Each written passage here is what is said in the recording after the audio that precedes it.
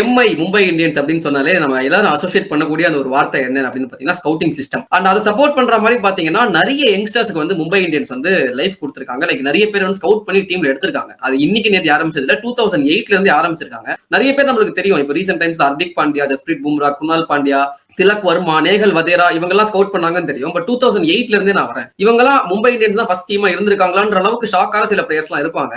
For example பாத்தீங்கன்னா அஜிங்கியா ரஹானே, ரபின் உத்தப்பா, அதுக்கப்புறம் மனிஷ் பாண்டே வந்து நிறைய பேர் 2008ல வந்து ஆர்சிபி ஆடினாது. ஆர்சிபி தான் வந்து மனிஷ் பாண்டியோட ஃபர்ஸ்ட் டீம் நினைச்சிட்டு இருக்காங்க.